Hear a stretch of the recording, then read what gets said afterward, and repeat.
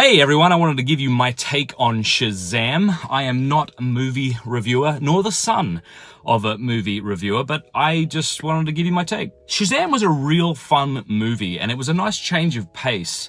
If you're like me and you're experiencing superhero fatigue, you might actually enjoy this. It reminded me of Ant-Man in a sense, just in that Ant-Man was really fun. I know that a lot of people feel very strongly about DC versus Marvel. I personally would prefer to read DC over Marvel if those were my only options, and I've actually been more excited about the movies coming out of DC than Marvel. Wonder Woman was obviously amazing. I actually thought Man of Steel, the first one, was great, and I enjoyed watching Justice League. I know everybody in the world hates that, but I actually really liked it. Aquaman was actually really crap.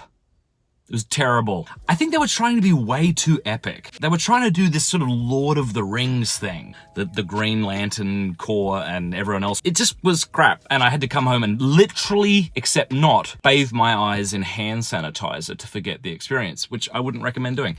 But I really like Shazam. It was a fun movie. It was really well done. I mean, just the idea of being a 14-year-old boy and suddenly getting superpowers and trying to figure them out, that's just fun, and they really played on that, so I thought it was great. There was a lesson in this movie that I've been reflecting upon since I watched it, and I think it's a good one. You know, we live in this society where it seems like if you can prove that you're a bigger victim than someone else, then you win. But this movie showed a lot of victims. Some of those victims, who were genuine victims, ended up being really horrible, vicious human beings. Some who were victims ended up giving love and were good and virtuous and beautiful human beings. So here's a few spoilers. Not too bad, but obviously the super villain, or the villain, when he was a child, his father and his elder brother were horrible to him, right? And when you saw that interaction, you felt tremendous pity for this boy. But just because this boy was a victim didn't mean that he would end up being a great person. I mean, he was a horrible, obviously,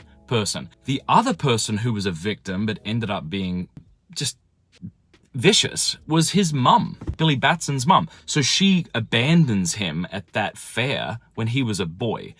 And that's not good, obviously, but you could sympathize with her because her loser boyfriend had left her. She felt like she couldn't do a good job.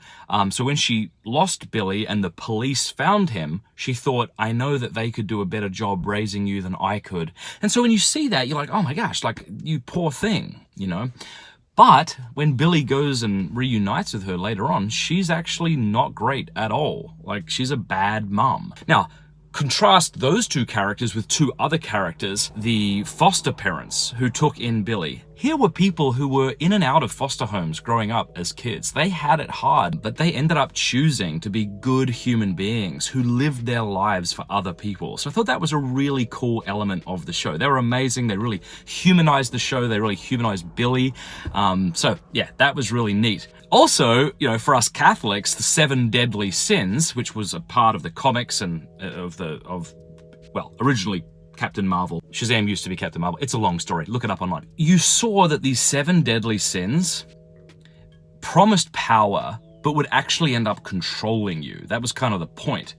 And there was this funny part in the movie where Billy sees the 7 deadly sins and he says, you've got hate over there, you've got like greed, he says, you've got lust, which honestly I thought was going to be a lot hotter. I thought that was actually kind of funny. But it's the reality of sin. It appeals to us. It seems like it will give us power, but it just drains us of power and takes our humanity away from us in a sense, you know. So that was cool. As far as taking your kids to the movies to see this, I would say there were two or three elements that I would warn you about. Number one, there were definitely some scary scenes in it that I wouldn't take my younger kids to see at all. Secondly, there was a strip club that was shown twice in the movie. Thankfully, they don't go inside the strip club. They don't really reference what's going on inside in the strip club, so you can't really, kids wouldn't be able to tell. It doesn't have like a neon logo of a woman or anything, so, probably safe there. Although I think it's unfortunate they had to do it, but anyway. And then finally, there is some cursing. SH, a lot of that. But other than that, I thought it was a really good movie. It was refreshing and it was fun. Again, not being a movie reviewer, for what it was, I would give it like 4 stars out of 5 because it was a fun movie. I never got bored. I know some people said that they felt it was too long. I didn't think it was too long because I had read the comics in the past, so I kind of knew where it was going. It was a great movie about friendship and about family and about coming together despite the negative things that have happened to us in the past, and to use our powers for good. So I'd say check it out.